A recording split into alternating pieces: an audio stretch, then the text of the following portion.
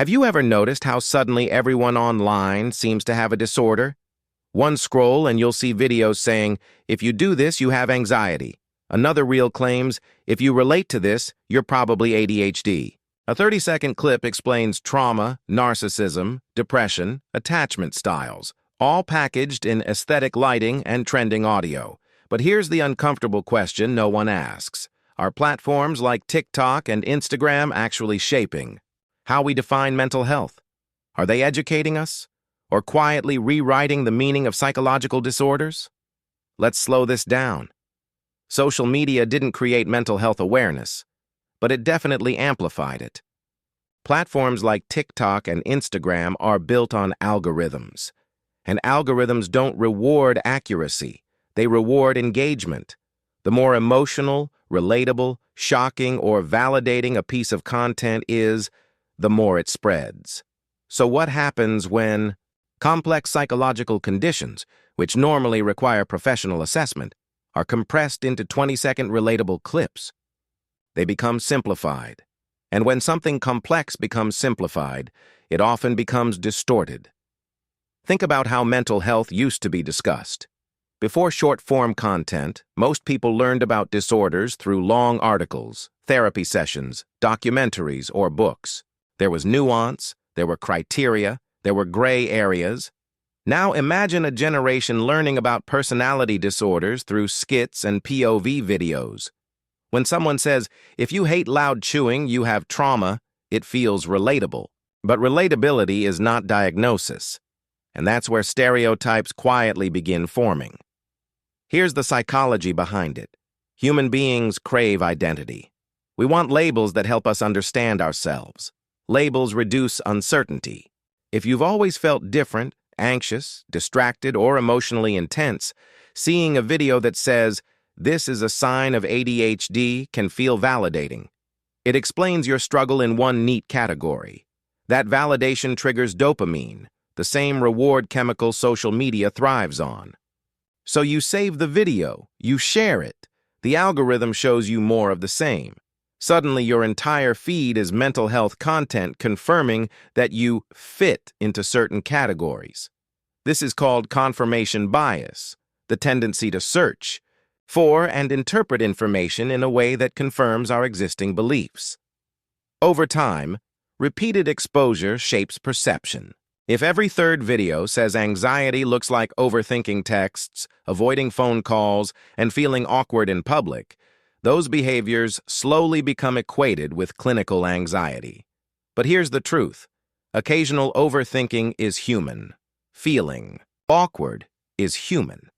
Not every uncomfortable emotion equals a disorder. Yet social media often blurs the line between normal emotional experiences and diagnosable conditions. And when that line blurs enough, stereotypes form. Another powerful factor is emotional contagion. When you constantly watch content about trauma, depression, toxic relationships, or narcissistic abuse, your brain becomes more sensitive to those themes. You start interpreting everyday conflicts through that lens. A friend sets a boundary, maybe they're toxic. A partner forgets something, narcissistic behavior. Social media sometimes turns ordinary human flaws into psychological red flags. The result?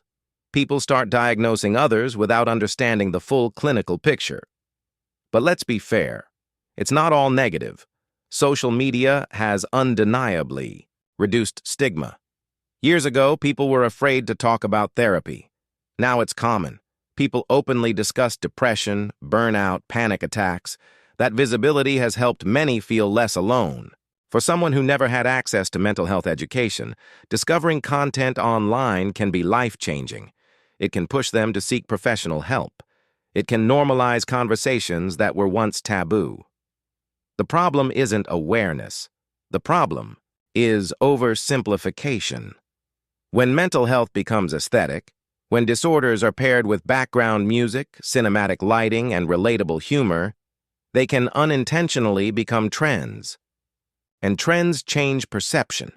When something trends, it spreads fast, but it also loses depth. A disorder becomes a personality trait. Trauma becomes an identity badge. And stereotypes form not because people are malicious, but because the format demands speed over accuracy. Let's talk about self-diagnosis. Many people today say, "I found out I have ADHD from TikTok," or "I realized I'm autistic because of Instagram Reels." Now, self-reflection is powerful. Recognizing patterns in yourself is healthy. But diagnosis requires professional assessment for a reason. Context matters. Duration matters. Severity matters. Social media rarely explains these layers. It highlights the most relatable symptoms because relatability drives views. But clinical psychology is not built on relatability alone. It's built on patterns, impairment, and long-term functioning. There's also the performance factor. When mental health content gets high engagement, more creators enter that niche. Some are licensed professionals, many are not. Some share lived experience, which is valuable. Others oversimplify or dramatize for reach. Over time, exaggerated. Portrayals become common.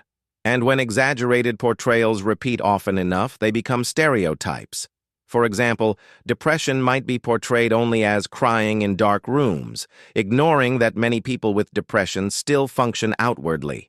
Narcissism might be portrayed as simply being selfish, ignoring the deeper personality structure behind it. The algorithm reinforces extremes.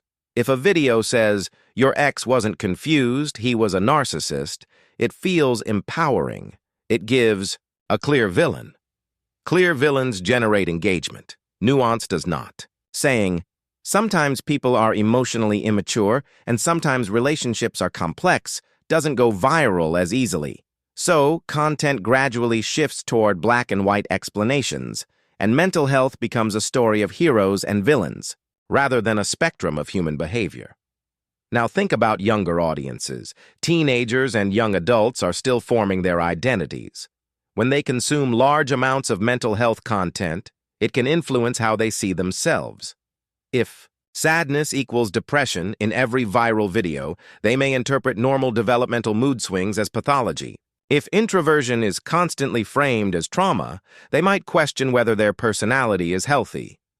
Identity formation becomes intertwined with algorithmic exposure. There's also social reinforcement. When someone posts about their anxiety, era, or trauma response, they often receive support, empathy, and validation. That support is genuine and meaningful, but it can also unintentionally reinforce identifying strongly with the label. Psychology calls this label internalization. When a person begins to define themselves primarily through a diagnosis or trait. While community is healing, over-identification can sometimes limit growth because it frames behaviors as fixed rather than changeable. Another layer is comparison culture. On platforms like Instagram, people compare lifestyles. On TikTok, people compare emotional experiences. You might see someone describing severe panic attacks and wonder if your stress is serious enough. Or you might see highly dramatic portrayals of trauma and feel your experiences must fit that intensity to be valid. This creates a hierarchy of suffering, which is itself a stereotype. But here's a deeper psychological shift. Social media has democratized psychological language. Terms like gaslighting, triggers, boundaries, attachment styles, and trauma responses are now part of everyday vocabulary. That's powerful. It gives people language to articulate experiences. However, when complex terms are used loosely, their meaning stretches. If everything is gaslighting, the word loses clinical precision. If every disagreement is toxic, the concept becomes diluted. So are TikTok and Instagram destroying mental health understanding? Not exactly. They're amplifying certain narratives. They're speeding up conversations that used to unfold slowly. And speed changes structure. When psychology meets algorithm culture, the most emotionally charged, relatable, and simplified version wins. The real question isn't whether social media influences mental health stereotypes. It absolutely does. The real question is how we engage with it. Do we treat short videos as introductions or as final answers? Do we seek professional evaluation when needed? Do we allow room for complexity?